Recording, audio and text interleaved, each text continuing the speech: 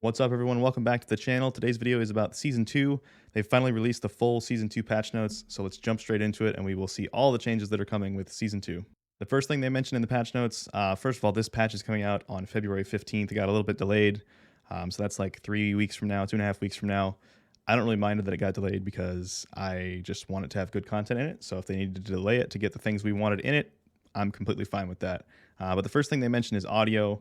They talk about audio occlusion, so basically that's when there's someone behind a wall or behind something in the world that occludes the sound from getting to that person. And it's kind of like a realistic thing that they have in the game where if you're behind a wall, audio is quieter for someone that's on the other side of the wall. But this is one of those things that I'm just not sure should be so realistic. Like, it just really makes gameplay frustrating when someone pushes you from a direction where they're behind something. So they don't really talk about like removing it or anything in this, just kind of some bugs they found with it. So hopefully that improves. Again, this is realistic, but it's just one of those things that I'm not sure should be realistic in a game. A nice little quality of life feature. They're adding the play again feature back to Battle Royale. So when the match ends, you can just press play again and you'll be queued back into the next match. For weapon balance, they don't give any specific details here. They just say that it's going to happen with Season 2. So I'm sure that means that the RPK and the Fennec will get nerfed. But we have to wait for the actual patch notes, which I believe are coming on February 8th, to get any, hard numbers or information about the actual changes to the weapons. So for the Gulag changes, we knew it was going to be 1v1, but we didn't have any more details besides that. We now know that it is a domination-style Gulag, just like Warzone 1, where there's a flag that you can capture to win. They removed the jailer completely. Something else to note, they are adding back in assault rifles, submachine guns, and light machine guns as the weapons that you'll get in the Gulag throughout the game as Circle progresses. So maybe that's like changes at different points in the match. You'll get different types of weapons. Something else to note, you get a larger cash reward when you win the Gulag now. And they said that they put cash throughout the Gulag to encourage movement. So I think that's interesting. We'll see how it plays out. They are also changing the cash economy of Warzone 2. So every stack of 100 or 500 that was on the ground before has been updated to be $800. So there's going to be a lot more cash throughout the map. That's a good change there. And then the cash and cash registers as well. The previous $100 minimum is up to 500 now. So there's going to be more cash and cash registers, more cash throughout the world. So that'll be good for trying to get your teammates back and things like that. On to the looting changes. So they mentioned there were going to be changes to looting, and it was going to be more of a Warzone 1 system where loot would pop out of boxes and things onto the ground. And that is what it is. And the reason I think this is a good change is because with backpacks, the actual seeing the loot itself and picking what you wanted from it worked really well, but you had to sit completely still while you were in the menu.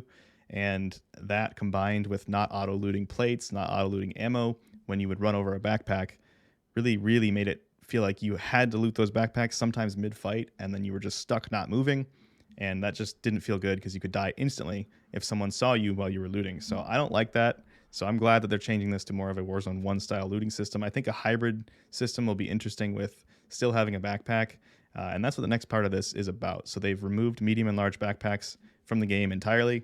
So it looks like everyone's going to have a small backpack when they spawn into Warzone 2, and so we're still going to be able to have multiple kill streaks or multiple stims or multiple stun stacks if you want, but no longer can you have these 9-slot backpacks with 18 stuns if you want that. That's just not in the game anymore. It also means you can't have 3-weapon loadouts. I think, again, I personally think this is a good change. These are going to be controversial changes because a lot of people probably liked the changes they made to Warzone 2, but for the most part, I think the game was just not doing very well. And a lot of people were frustrated by a lot of the mechanics. So I think a lot of these changes are really addressing those things. And I think it'll be an overall good thing for the game. On to the loadout changes. It looks like for Season 2, we're going to have customizable perk packages. So that's, again, like Warzone 1, where we can pick our perks.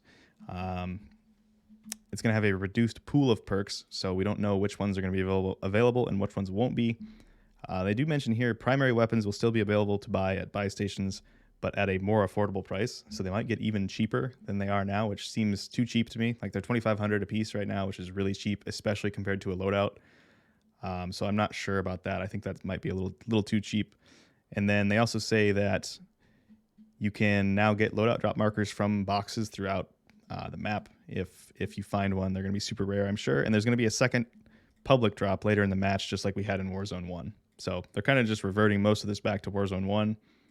Which, again, some people are going to be angry about, but I think a lot of people are going to be very happy about as well. Next up is a huge positive change. So they're removing 3-plate vests from Warzone 2 period. Everyone has a 3-plate vest now when they launch into Warzone 2, just like they did in Warzone 1.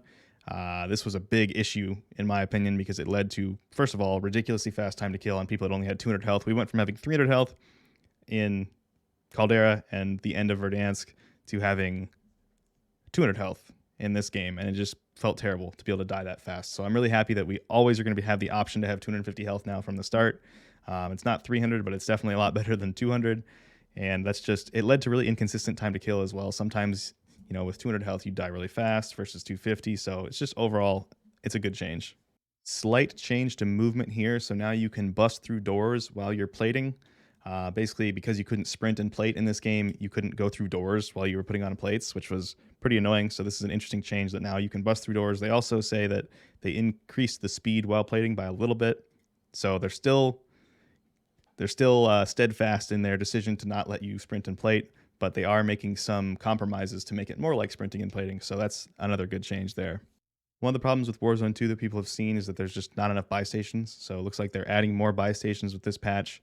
As well as they're going to be static spawns, so they're going to be where you expect them to be. Loadout drop markers are also going to have unlimited stock at the buy station.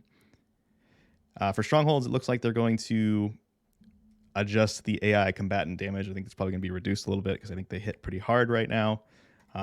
But no other huge changes that are really listed here. They kind of hint at some changes, but we don't really know what those are going to be.